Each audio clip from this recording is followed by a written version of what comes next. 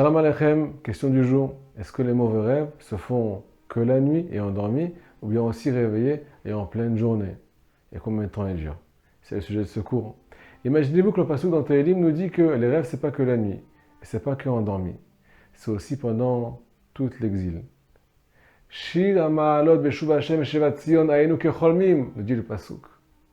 Lorsque Akadosh Baruch Hu va ramener tous les Juifs d'Israël à Jérusalem, comme Mashiach va arriver, Ainu Kecholmim, on sera comme des gens qui ont rêvé.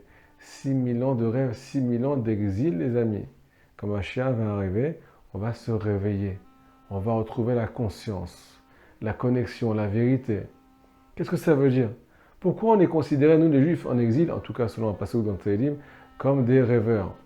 Vous connaissez les gens qui disent « Ma vie, c'est un cauchemar. Je suis en train de faire un mauvais rêve. J'espère que je vais bientôt me réveiller. » Eh bien, ils disent la vérité, en tout cas selon Rabbi Nachman de Breslev. La Gemara nous dit que le Yetzer Hara, les forces du mal, elles ont 7 noms. Tamé, l'impur. Ksil, imbécile. Zaken, le vieux. Et ainsi de suite. Allez voir la Gemara dans Souka.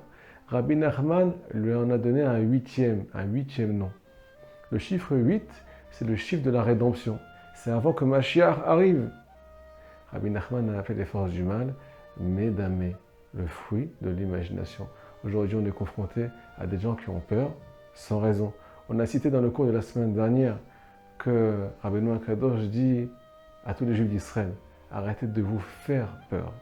On se fait peur à soi-même alors qu'il n'y a aucune raison de trembler, aucune raison de s'inquiéter, comme on va l'expliquer aujourd'hui. Alors c'est quoi la définition d'un rêve premièrement?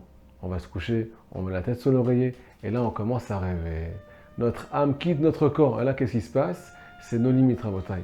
On peut voir des choses qu'on ne pourra jamais voir réveiller. Un éléphant rose qui est en train de voler dans le ciel et il pèse 10 000 kilos rabotaille, il est tout léger. Pareil, toi tu peux être super lourd, tu n'arrives pas à courir dans tes rêves. Tu peux faire des rêves qui sont aussi roses à Hashem Ishmor, mais sans éléphant. Plein de choses qui vont influencer après ton corps quand tu vas te réveiller. Si tu fais un rêve qui fait peur, ton cœur bat à 200 à l'heure quand tu ouvres les yeux. Ça peut arriver. Pourquoi? Parce qu'on est nos limites. Le cerveau n'a plus d'influence quand on est en train de dormir. Il n'y a plus de limite à l'imagination. J'ai une question pour vous les amis. Est-ce que c'est pas ce qu'on est en train de vivre dans la journée? On se réveille parfois le matin avec une idée négative, avec une pensée négative sur nous, sur notre entourage, sur notre vie, sur ce qui va se passer. Et là, qu'est-ce qui se passe? Cette idée, si elle n'est pas limitée, elle devient une réalité. Ça fait aussi des battements de cœur. On y pense 10 000 fois dans 1 minute. Après, on commence à en parler. Ça passe de la pensée à la parole, après de la parole aux actes.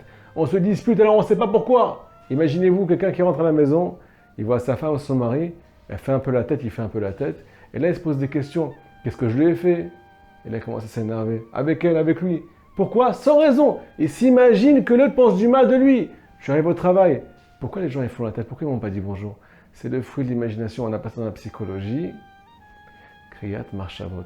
Tu lis les pensées, tu t'imagines ce que l'autre pense de toi. Et là, qu'est-ce qui se passe? Ça fait des frictions, ça fait des séparations. Donc cet exil-là commence doucement, doucement. À cause de quoi? À cause de ton imagination. Deuxième exemple. Imaginez-vous qu'il y a des juifs, quand ils font une avéra, une faute, ils croient que Hachem n'est plus avec eux. Hachem s'éloigne d'eux. Je vous dis la vérité, c'est pas vrai. C'est nous qui s'éloignons de lui avec notre pensée. Me dit Rabbi Nachman, la chute, elle n'est pas dans tes actes, elle n'est pas dans ta vie, elle est dans ton esprit. Dans ton esprit, tu as chuté. Tu t'éloignes de Dieu parce que tu ne crois pas en la réparation. Il est pourtant répété une parole 10 000 fois qui s'appelle « Si tu crois que tu peux détruire, pourquoi tu ne crois pas que tu peux aussi reconstruire ?» Pourquoi on a une croyance qui est tout le temps dirigée instinctivement vers le négatif et pas vers le positif? Bonne question. Eh bien, la réponse, on va la donner au début du cours. Le dernier nom du Yetzer Hara, c'est le Médamé, c'est l'imagination, mais négative. Si on appliquait, les amis, les conseils du tzaddik qui nous dit si tu es dans la joie, tu es protégé de tout. Celui qui est dans la joie, au Matzliach, il réussit dans tout. C'est une parole du Sefer Hamidot. Le Baal Shem Tov nous dit comment Hachem peut envoyer des soucis à un juif? Des problèmes de santé, des problèmes de parnassa, des problèmes dans sa vie, dans son couple, ainsi de suite. Juste avant de lui envoyer le problème, il est obligé de lui prendre sa joie. Pourquoi? Parce que si tu es dans la joie, on ne peut pas t'atteindre. Il ne peut rien t'arriver. Qu'est-ce que ça veut dire tout ça, les amis? Celui qui écoute les conseils qu'on est en train de dire, son imagination va se trier. il ne pourra jamais être atteint.